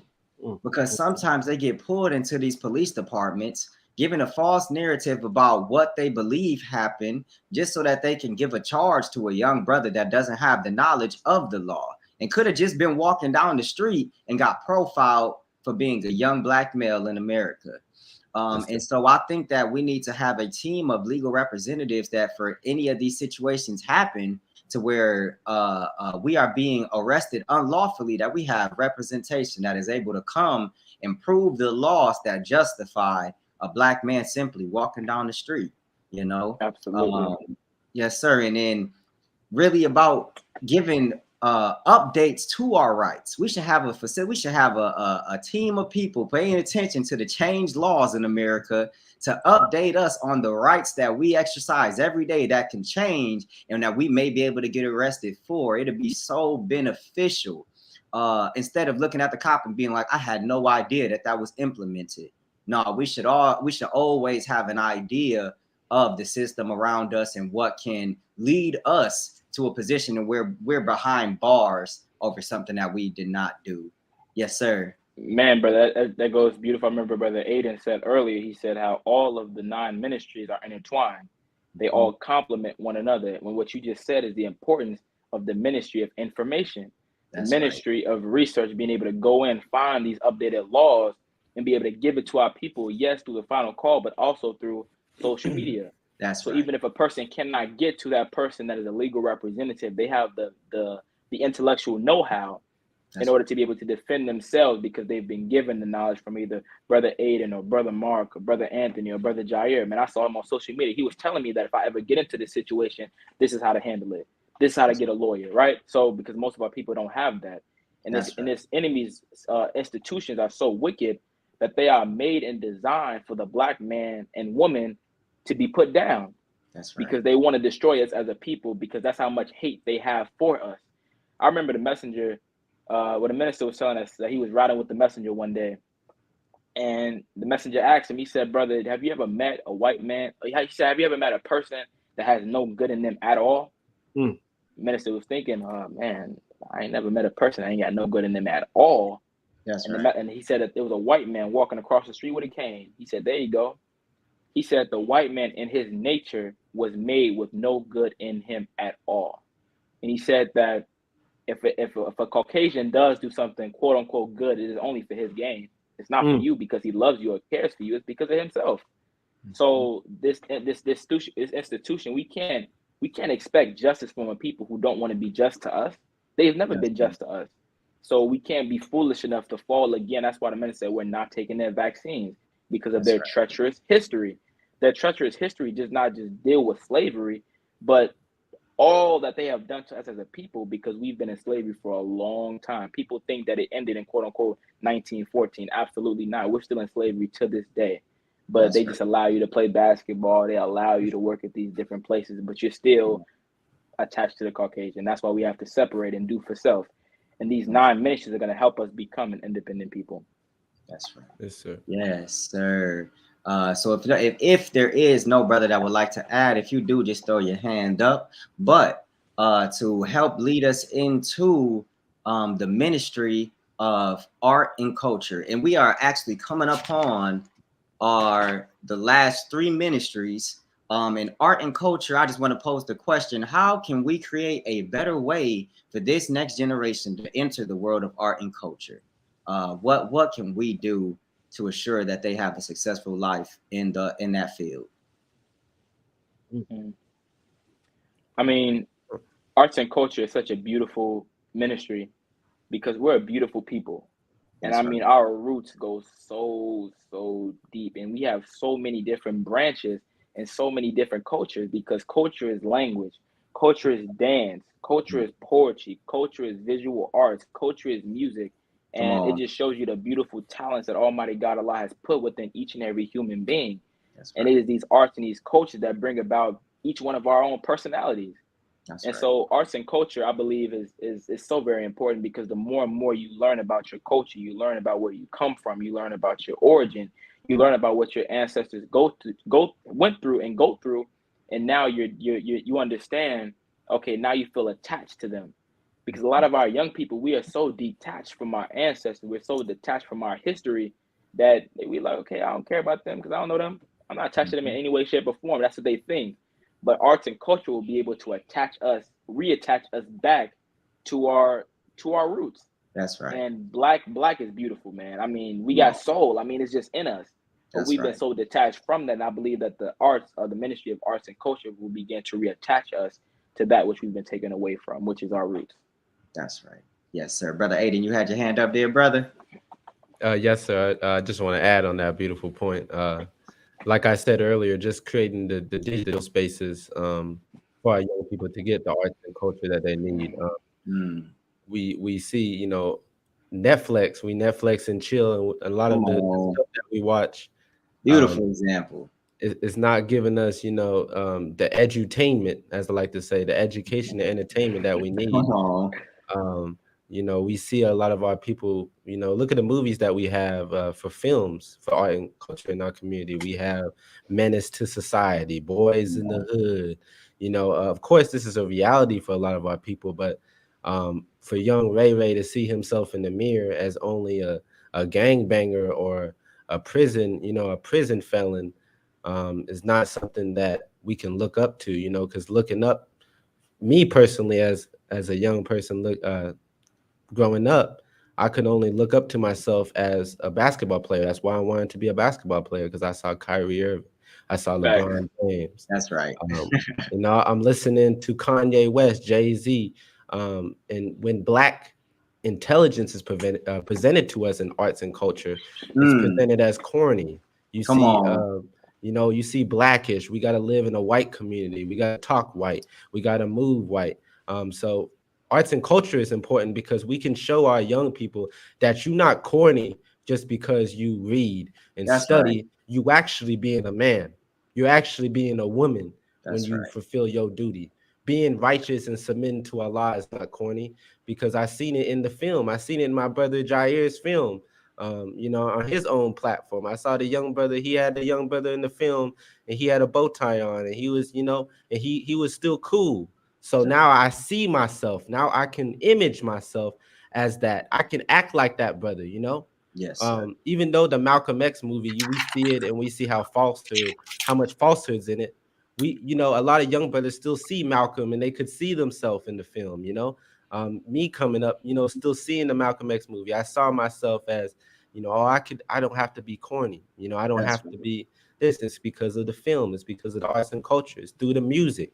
So what we need to do is we need to utilize these spaces and stop saying Instagram is negative, YouTube is negative, and we need to make it what we can, and so we can get our people and eventually make our own platforms and bring the lost found on there.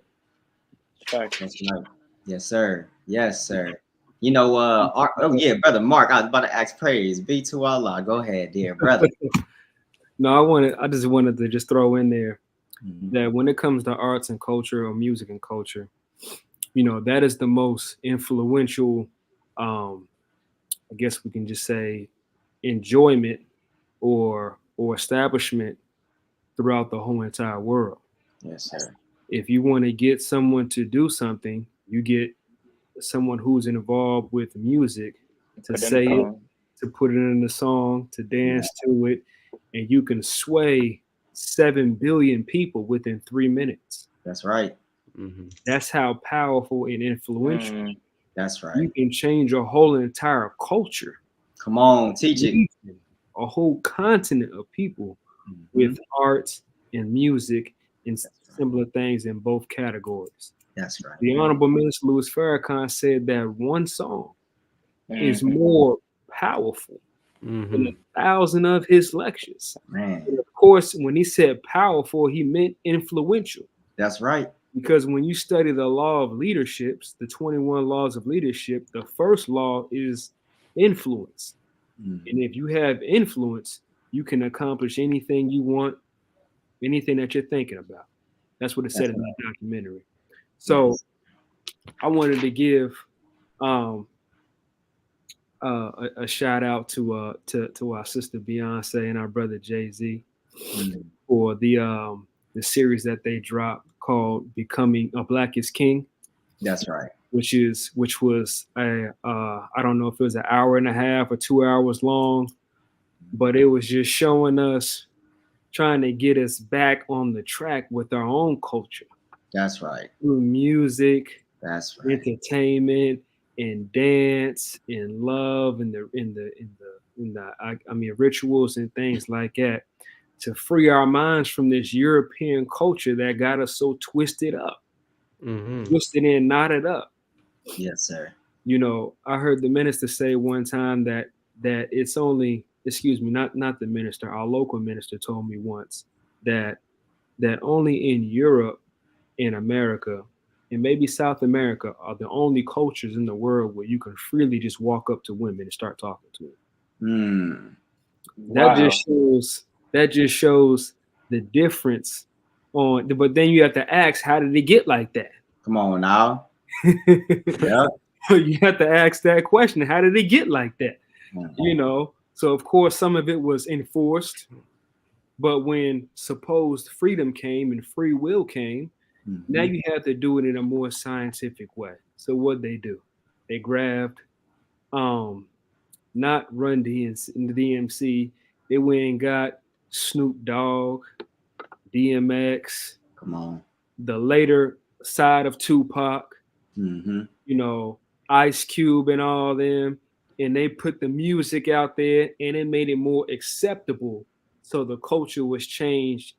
That's right. From one state to a more negative state. That just shows the influence, the amount of influence that it has. However, whenever you have the right man with the right thought and the right amount of influence, he could also reverse that. It may take a little bit longer because you're going up against Satan. That's right. And he has what you have times 10, maybe even times 100. But if we all come together and form that atomic bomb, form that unity that the Honorable Elijah Muhammad taught us, we can outdo Satan's world and also outdo those atomic bombs that he supposedly threatened us with in the music industry. Yes, sir. Man, beautiful. Brother Mark, can I ask you a question? Yes, sir. Did the minister say 1,000 of his lectures or 1,000 sermons? I think he said 1,000 of his sermons. Okay. I didn't know he specified his sermons. I thought it was just sermons. I wasn't sure. Oh yeah. He was talking about himself. He was talking to the artist was I think it was Young Thug and 2 Chainz. Okay. Like yes, in 2016 when he went down to Atlanta. Okay. Yes, sir. Thank you. Sir. Yes, sir. Praise be to Allah. We know as students of the Honorable Minister Louis Farrakhan, we strive to be right and exact and still sharp and still, and we are growing to be some sharp tools amongst our nation by the grace and mercy of Almighty God. And so I want to actually expound on that and say that within establishing, like we mentioned before, what it takes to use our hands and our feet to accomplish these things. And I like to sort of jump it off by saying that for this music industry, we need to be the ones with the record labels signing our these artists so that they don't have to sell their souls in this world for $1. And so we can control the narrative. And just off of what brother Mark was saying, it's like our representation, our the culture, our art and culture is at the forefront of our representation. Whatever we are putting out to the world through our art and culture is how we, number one, how we will perceive ourselves, and how we perceive ourselves will manifest to where how others see us as well. So arts and culture is literally one of the most important things that shapes the life of every single community by the depiction through movies, in music. So picking up on what we can do with our hands and our feet, we have music, film, dance, drama, literature, poetry, visual arts, and sports. So what are some things beyond creating this record labels that allow our youth to express themselves in a righteous way? What other things pertaining to those fields of art and culture can we do to establish a new representation of art and culture? Sir. And I mean, oh yes, sir, brother Aidan, go ahead, dear brother. I think it's one thing that the minister said, and I'm just paraphrasing. He said, we're not going to get righteous overnight, but if we just put little messages, a little bit of a message into our music, we could really get the youth. And I was talking to my brother-in-law. He said the first time he knows about Malcolm X because he heard a song. He heard one of the rappers mention him in a song, and it made him go down the spiral. One way I actually came into the nation was I was on Sister Beyonce's page, and she showed a video of Malcolm X teaching, and it made me go on the spiral of going into the Honorable Elijah Muhammad and then the minister. So we see like the brother said, 1,000, one rap song is worth 1,000 sermons. So just with that, we can really control it with just getting with some of the, instead of condemning our rappers, instead of condemning our sisters who's rapping and maybe throwing it back right now, we can educate our people with the ministry of information, as we was just speaking about, and giving our people the tools, because really, they're really talking like that just to sell albums. They're really talking like that. That's just right. Because that's what's in the industry, and that's what Satan is telling them will sell. Come on. But once we control the record companies, once we control the music, the movie industry, and create our own righteous Hollywood, then we can begin to create our own trends. We can begin to create our own criteria, and we can shift it from nasty filth, throwing it back, doing the twerkulator, to maybe making young men, young women who can do something with themselves, and also have that entertainment in there. In our films, we can still have the brothers, because it's a reality. We can still have our brothers that's in the gang and stuff, but we can have the guidance and the message in there. Shout out to brother Ben X, who's, he's creating a paradigm, like they said, the paradigm shifters, because they're switching the image that Black men have, utilize. And that's, again, utilizing the platforms, utilizing the digital platforms, because you never know. A brother may be watching this right now, and they see, 4 young brothers speaking with knowledge, and they may see themselves into it. So it's really just creating mirrors, reflections, like we always say, I'm just a reflection of you, brother. And that's all the arts and culture is just creating reflections and creating love, because that's what art and culture is creating love. So let's create some real love music, utilizing the knowledge and love for self. Yes, sir. Dear brothers, man, that was a beautiful breakdown from each and every one of you. And another thing I have that we can help to do, that we will have to work to do, right? And I like that term you use, righteous Hollywood, right? We should all combine our resources to build a film studio to where all of our youth can come and present their ideas, and they don't have to compromise, right?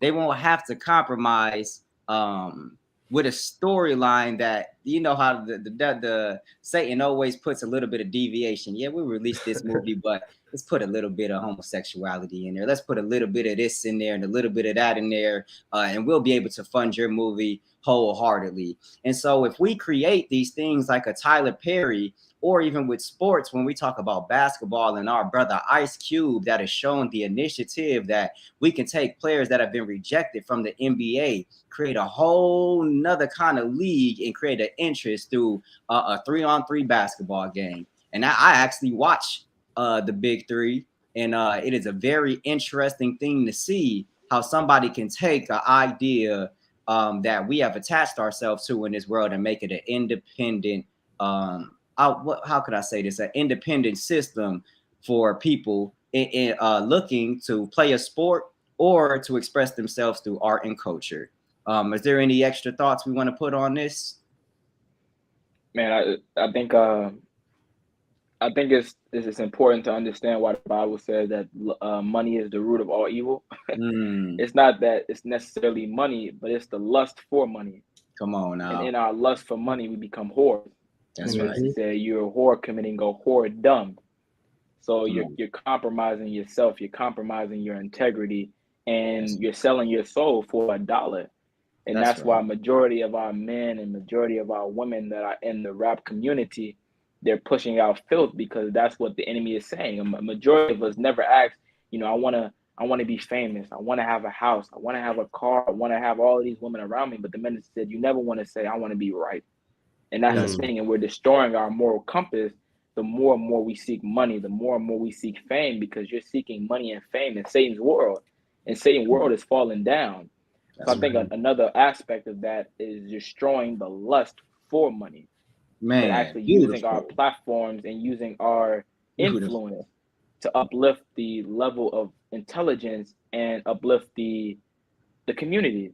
Because if you're speaking in your music, if you're speaking upliftment, if you're speaking love, if you're speaking joy, if you're speaking peace in your music, then you'll have a brother walking down the street listening to your music. So now he's listening to your song, but he'll see his brother. He may not look at him like, man, I'll rob him, but like, man, and that's my brother, man, I love that dude. You know what I'm saying? So it's a different type of thing, because if you're constantly listening to something over and over and over again, repetition is the mother of study. So instead of listening to the radio that Satan is putting out there, listen to Final Call Radio, where you're feeding on the word of God all the time. So I think the biggest thing is changing the love on the lust for money to the love for the upliftment of your people. And I think that's a complete paradigm shift. That was so beautifully put. You see, I'm personally somebody that's into the solutions of things.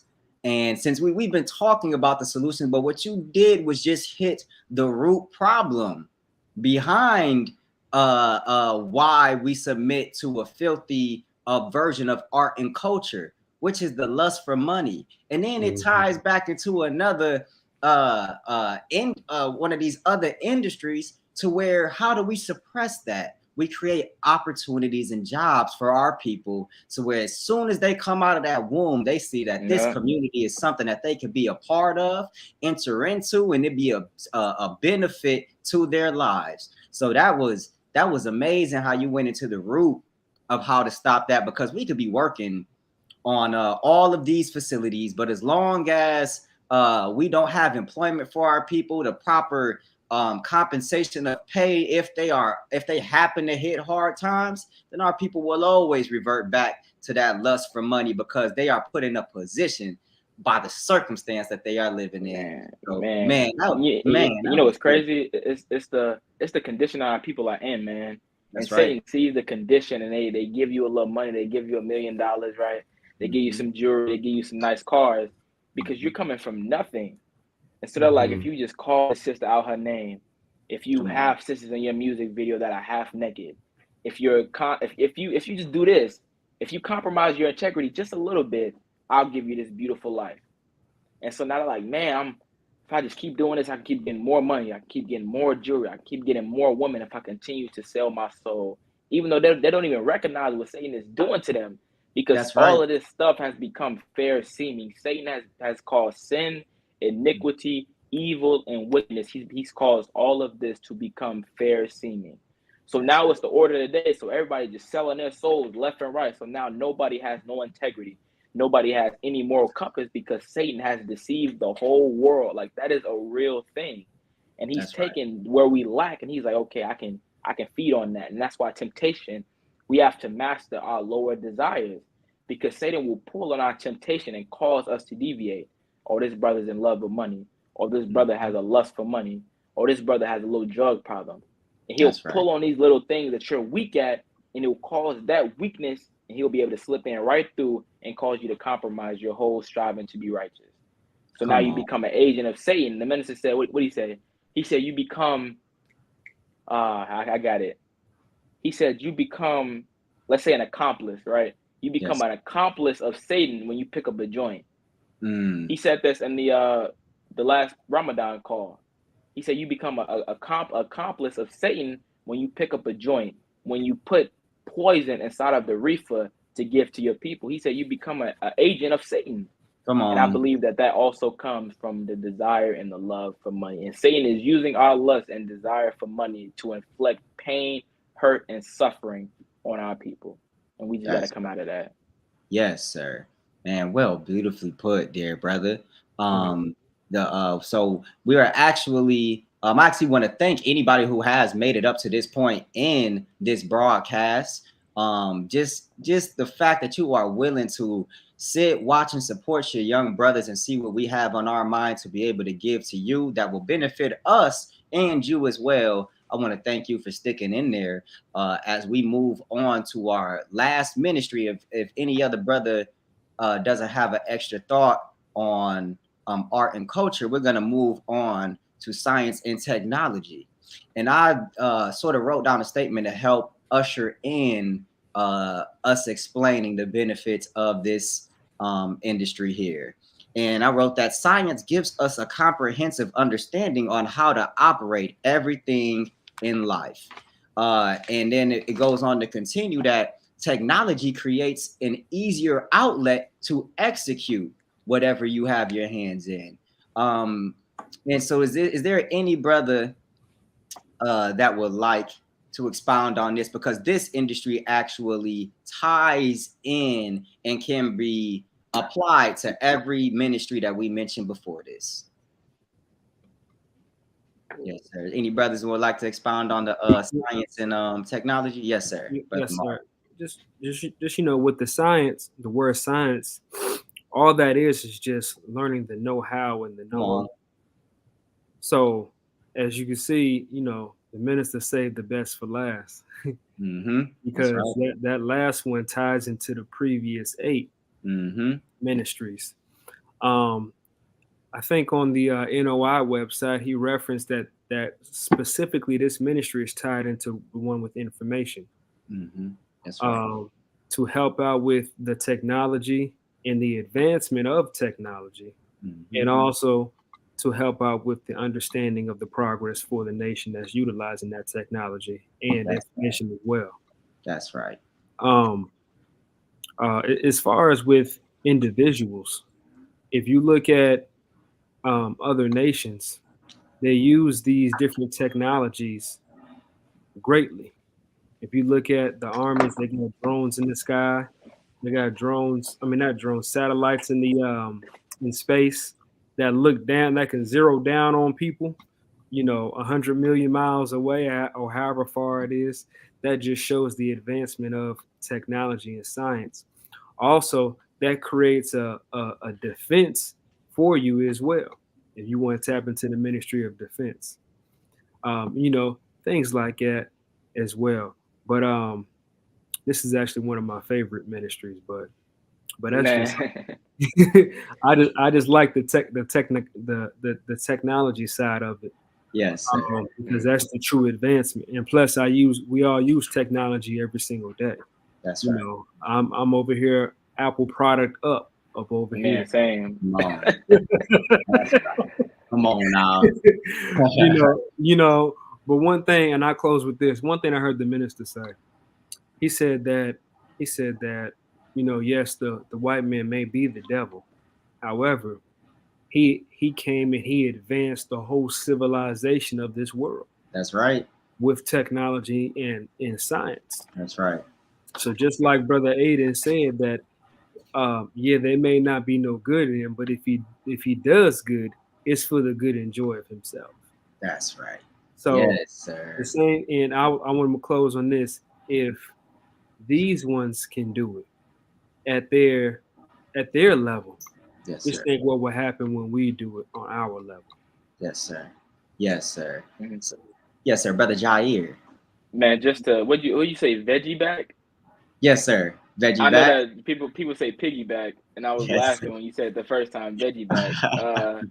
Just to veggie back off of what Brother Mark was saying, it made me think about a story when the minister said, and as far as coming up to the modern times, how he was in the East, he was having dinner with a king or whatnot, and the minister's like, can I have a fork or whatnot? And he was like, if you want the blessings of Allah, you have to eat with Come your on. hands. And he was just like, oh, I would like a fork. And he was like, you don't want the blessings of Allah. And he was teaching on how they focus on the little things. Come And the on. minister said, well, the prophet rode on a camel. I saw you ride up in a Mercedes Benz. Come on. So as far as upgrading and coming up to the modern time, we're not riding camels anymore. We're riding in Lamborghinis and Mercedes and That's right. hoverboards and whatnot. That's and so it's important as far as to technologically advance as a nation. It's so many aspects as far as agriculture, the different machinery and the different things that are used to advance and make the process that much easier. So instead of having to till the land yourself, picking up each and every root or each and every weed, now you have a machine that you just drive over and it picks up all of the weeds. So it's all about technologically advancing yourself as a nation to make every aspect of your nation more efficient. The defense, like you said, having drones to be able to go around the property, go around the perimeter, so you don't have to walk on your feet all the way around the property. You have a drone that has night vision, you know what I'm saying, where you can see if somebody's hiding in the bush, if you can see if somebody's hiding behind a corner, you know what I'm saying, you never know. But as far as technology is beautiful. I can speak to a brother all the way across the world on this device right here. I can just call him up. Whereas back in time, I would have to write a letter. It would take weeks or whatnot to get to him. But the white man makes no excuse for his failure. So we have to study the white man, because like the messenger said, he doesn't make any excuse for his failure. So we have to continue to advance as a people, continue to advance as a nation, but in this aspect technologically, so we can make our affairs more efficient, and take less time to get across what we want.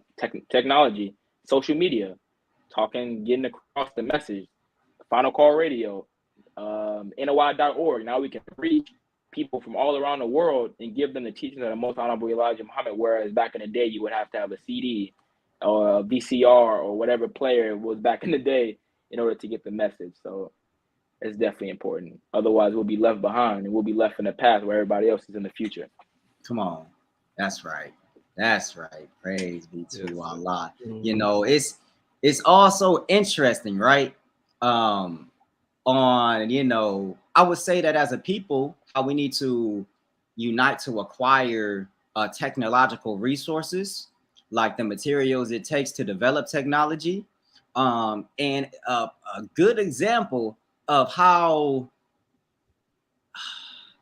much money is required when we look at these videos of these Africans building their own planes, building their own personal cars in their backyard. And this is a pure reality of many situations where Africans have created whole search engines aside from Google, just within the little amount of resources that they had.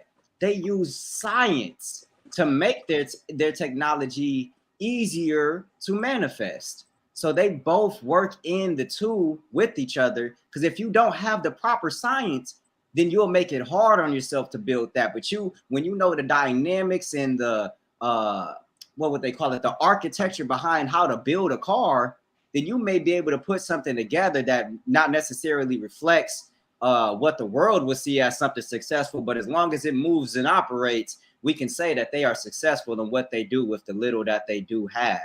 So that's one of the things that we can use right there. They are a great example of having little and doing much with it. And if we want to take it a step further, the Savior putting together the will. That's right. Now we're talking about being technologically advanced. There is nothing on the planet that is likened unto the mother will. But that's a whole nother conversation. That's that took him acquiring information. That's him acquiring resources. That's right. Him going into the earth and pulling up the material that would best suit for his purpose, which was the will, which is the world's strongest metal that was found where? In the earth, where? In Japan. Come on now. So if we're talking about being technologically advanced, we got a lot of catching up to do. But the Savior, he's thinking ahead, and I think we focus too much on living in the present when we should be looking into the future, because the science is right history 25,000 years in advance. So why don't we start practicing doing a couple of days in advance, a week in advance, a month in advance, a year in advance, to the point where we're making it to where we're saying be, and it is, because we're putting things in place to bring about the vision that we have in our mind and manifesting it in the flesh. But Master Father Muhammad has outdid everybody in history, including the Caucasian today, with the wonders of the whale and the baby planes. There's nothing like it. And there never will be anything like it again. That's right. Man, that was a beautiful breakdown, dear brother. And another thing that we can actually do to watch this come into fruition in our world is just creating schooling for engineering, architecture, agriculture, health, for chemical science, electrical science, and aeronautics. You know, we need to be able to be in the sky as well, if we plan to travel far distances in shortened time. And so we're gonna need some schools to be able to do that. And what type, right, of sciences and technologies can we use to benefit our communities? Does anybody got something on their mind? Yes, sir, Brother Aidan. I know with one thing that I don't know if it was the Honorable Elijah Muhammad or the minister that said this, but there's 3 sciences that they said the enemy won't teach us, and that's finance, mating, and warfare. So, and the Honorable Elijah Muhammad said to study the science of everything. That's right. And if you look back to history, and history was all research, we were the one that taught the Caucasian science. We're the one that taught him. We are the creators of time. We are the creators of, we circumnavigated the earth before, when just recently the white man thought that the earth was flat, and he still comes back with that knowledge. So if we go back in history and see that the black man is a natural builder. A black man is a natural thinker. By nature, that's what we are. Come on. We naturally get into, like you said, the brothers in Africa building stuff in their backyard. If we can build stuff like that with stuff that's in our backyard, just imagine if we pool our resources, we get into that agriculture. Come on. We get into that information. We get into that industry, and we have the resources to come into technology and science.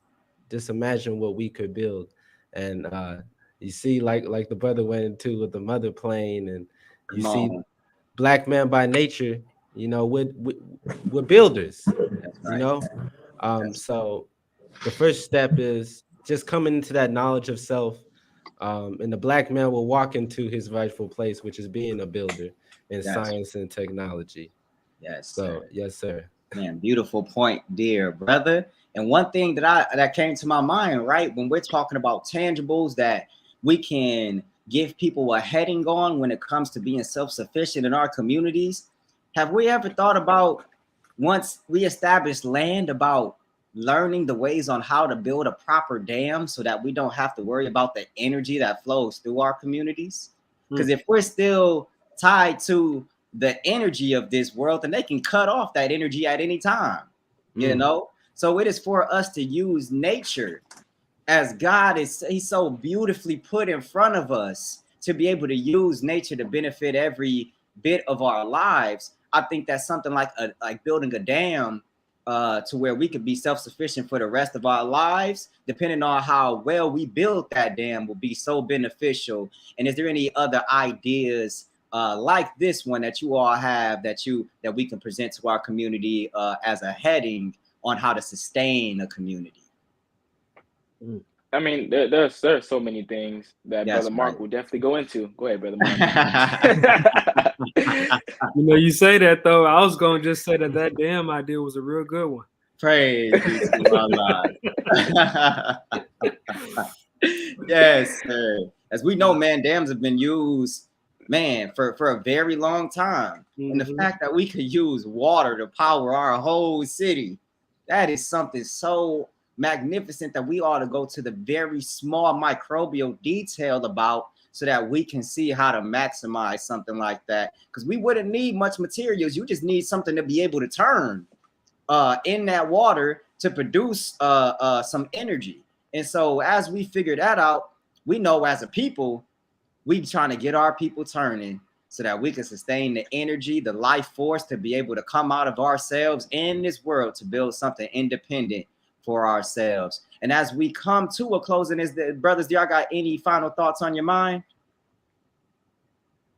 Man, I don't have any final thoughts, but I just do want to extend my appreciation and my gratitude to you, Brother Anthony, for extending the invitation to myself personally.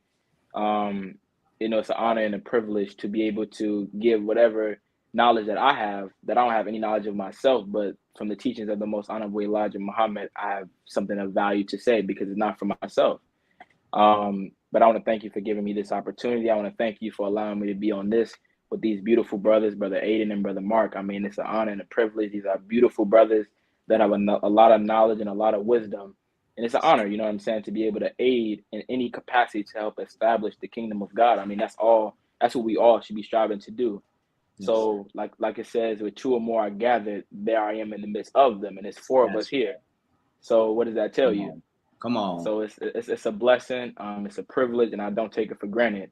And I pray that we can take this talk and we can take this spirit that we all have to actually do something for ourselves and do something for our nation and do something for our people that will, inshallah, help produce the kingdom of God. Because again, Satan's word is going down, and we cannot replace him with the knowledge that we have now, because what are we going to do? You know what I'm saying? So we have to continue to learn, we have to continue to study, and we have to continue to prepare ourselves for positions that are awaiting us. And like the minister said, these little titles that we have now, they're nothing. He said, because we're going to be placed over territories. So we have to equip ourselves with the knowledge to be able to function at that level. But we have to first be competent on the level that we function on currently. That's right. But again, I'm not going to go into preaching and nothing like that, but praise be to Allah. Thank you again, brother. Praise be to Allah. I want to thank all of you brothers for making yourselves available and for working in the way of Allah to establish a better future for our community. I've always had the heart and passion to do something like this. And I'm really grateful that this 7th Region Coalition is giving me the opportunity to come before our people and construct conversations like this with such bright minds so that we can teach the next generation and also put our hands and our resources together to build an environment into where they can be successful. And I thank each and every one of you brothers, Brother Aidan, keep pushing on that social media, keep pushing those video clips representing the minister through your platform. Brother Mark is a very well-talented motivational speaker and gives context and clues to what it means to be successful in all aspects of life. And Brother Jair, sitting behind the rostrum of the Honorable Minister Louis Farrakhan at times and giving that word of God to our people. This is almost a perfect collection of thoughts and backgrounds and experiences to be able to tell our people what we've been through, what the teachings of the most honorable Elijah Muhammad has done for our lives, but now people can see what it's doing to our minds and where our minds are headed and the goals that we seek for our people. So I want to thank you all for coming on this platform and helping me to present this to our people. We will conclude here. I want to thank everybody who joined in. We have a very beautiful amount of comments so far and engagement. So I thank every single person who stuck through this with us and showed their love and support today. And so I'm just going to bring it to a close. My name is Brother Anthony Muhammad. This is the Next Generation Platform, and I hope to see you all on another broadcast here very soon. Peace and blessings, family.